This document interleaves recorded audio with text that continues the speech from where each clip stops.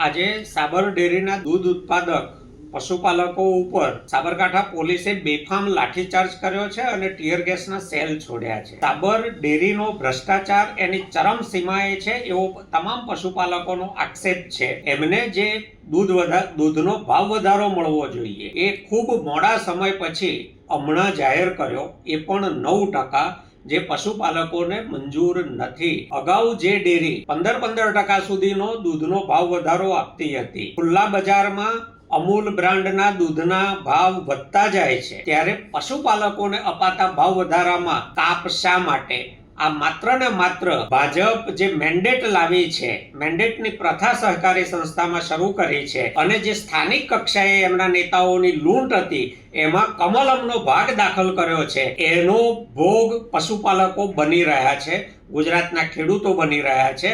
અને પોતાના ભ્રષ્ટાચારના પાપને છુપાવવા માટે, એમના ભ્રષ્ટાચાર સામે કોઈ બોલે નહીં, કોઈ અવાજ ના ઉઠાવે, કોઈ હિસાબ ના માગે, એટલે પોલીસને આગળ કરીને બેફામ લાઠીચાર્જ પશુપાલકો પર કર્યો છે, ટીયર ગેસના સેલ છોડ્યા છે અને એમની હવે ધરપકડ કરીને એમના પર કેસો દાખલ કરવા, એમના પર દમન ગુજારવા માટે ગુજરાતની હિટલર શાહી પોલીસ તૈયાર થઈ છે। આમ આદમી પાર્ટી ગુજરાત સાબરકાંઠાના પશુપાલકો સાથે, ખેડૂતો સાથે મજબૂત રીતે ખભે ખભો મિલાવીને એમની આ લડાઈમાં ઊભી રહેશે। ભાજપના ભ્રષ્ટાચારના પાપે એમના જે પરસેવાની કમાણી, પશુઓના છાણ પેશાબ ઊંચકીને મહેનત કરીને પેદા કરેલા દૂધમાંથી ભ્રષ્ટાચારે પડાવેલો ભાગ વસૂલ કરવા માટે જે કંઈ કરવું પડશે, એમાં આમ આદમી પાર્ટીની લીગલ ટીમ અને સંગઠન બંને પશુપાલકોની સાથે ઊભા છે।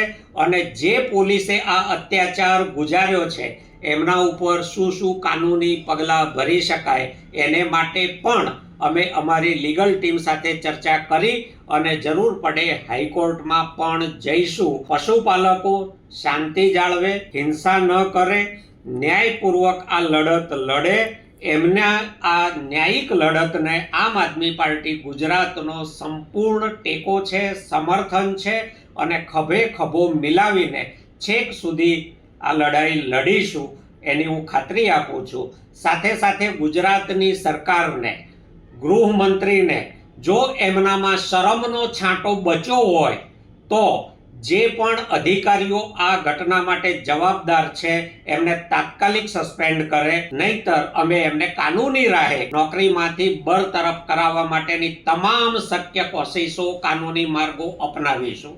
આભાર।